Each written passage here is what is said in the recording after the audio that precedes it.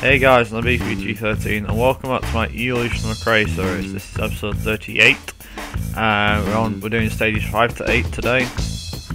But I just want to quickly go over a couple of things before we start today's episode. AHH will be making a return very soon. I've just been having a couple of issues with it at the moment to try to get it running, but I might get it running. So there will be a couple of hot lap videos being made and then sent out to you guys to watch. Also, if you like the real life F1 stuff that I did recently, definitely comment down in the comment section below and I will get around to making another one. I could easily make another one if I wanted to, I think, but we'll see. That's only if you guys request it enough. Like if a big majority of you guys want to see it, then I will do it. As for my new series, it was going to be on the old Talk2 Touring Cars PS1 game, but unfortunately the game kept messing up on the recording, so there's going to be a different series that's going to be coming. Now it's going to be one that was on the list, just before anyone asks, it was on the list beforehand, so yeah. I won't spoil it. I think it's a walkthrough or something. It was the second most popular, but basically I'm doing that as the next one. Anyway, we did take a bit of damage in the first two stages. We took quite a bit of damage, so we're just repairing the damage from 3 and 4, which I believe there's not much damage to take. Well, damage to repair, should I say? Although it is nice that we managed to repair most stuff. So anyway, stage 5. And it's raining. 3, 2, 1, go. Average start, I guess.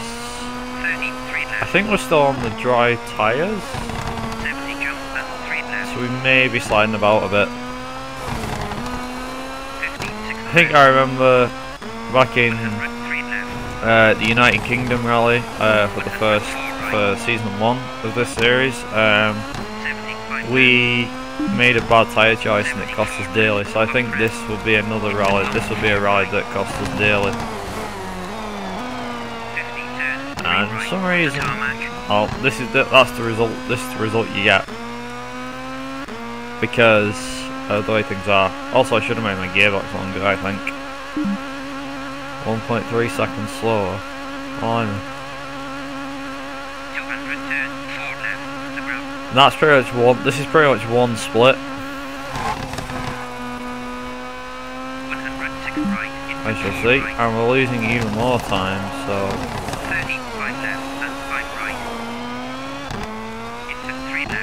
for some reason,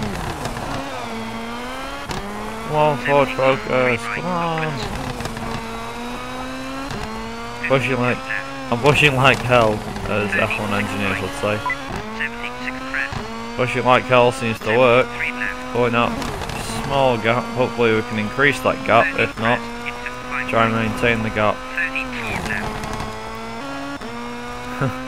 It's kind of odd, really, when you think of old F1 seasons to new and how much they've changed. Now, apparently there was some sort of poll or another, like what the 10 most exciting like championships, F1 championships were.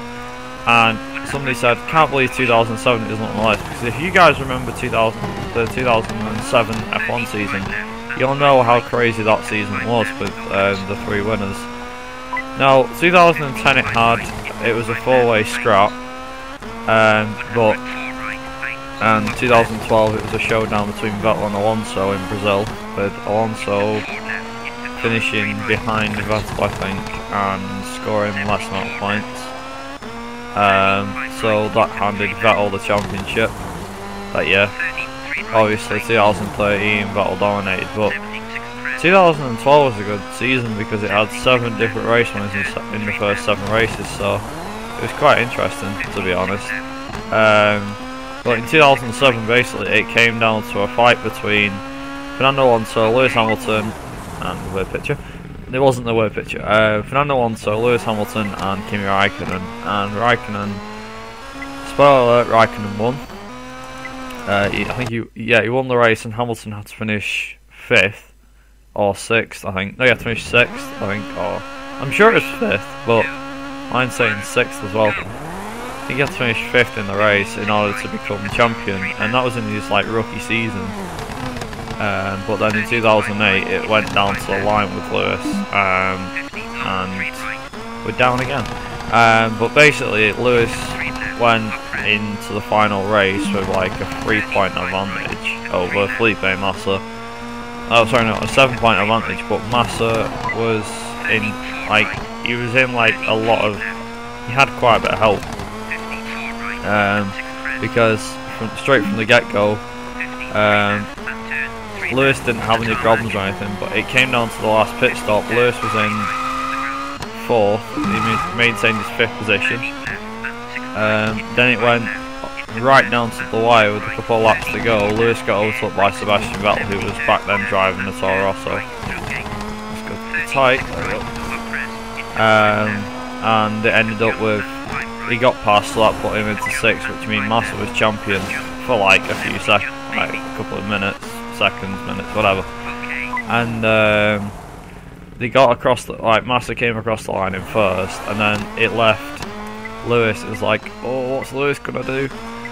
So Lewis came across the line in 5th position because he overtook Timo Glock, who pretty much handed 5th position on a plate because he stayed out too long on the dry tyres. And just carrying on with the stage now. And it all came down to the wire with them two, and they ended up fighting it out. Like I said, they fought out the whole season and Lewis came out on top. But 2007 was much better because no one knew where anybody finished. Alonso had to like win the race, and Massa had to finish like 4th or something. Raikkonen had to finish like 4th now for Alonso to win his championship. In order to win the championship, Lewis had to finish 5th, and if Massa won, I keep saying Massa, if Raikkonen won, sorry. But in the end, Lewis had bad luck. Fernando had bad luck as well.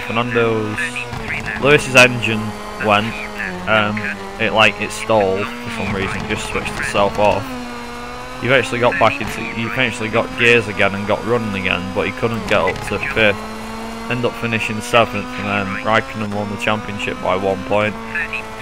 Because what Lewis needed to do was that if he finished 6th, he would have made it a tie. Now obviously it would have gone down to most second place finishes. But Lewis finished 7th, which allowed Raikkonen to win the championship by a point.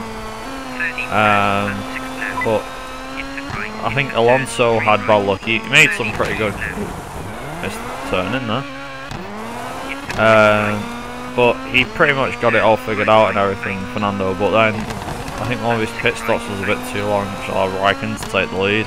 Massa was 2nd, I think he was his teammate back then. But basically, Raikkonen won the championship, and then that was it. So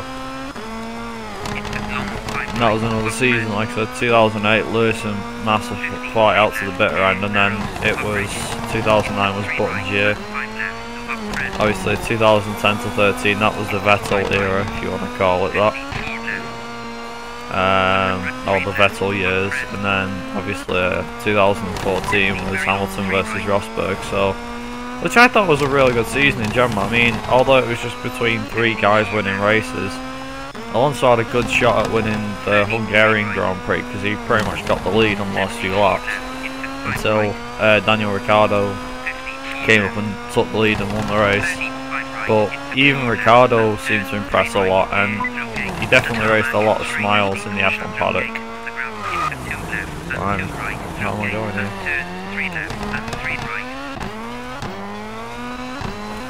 That's quite tricky. That section, I have to admit, that was quite tricky then. I didn't know where I was going. It was like left, right, left, right, left, right. There we go. Right, so 8 seconds. My God, we really have pulled the lead out on this lap. Blimey.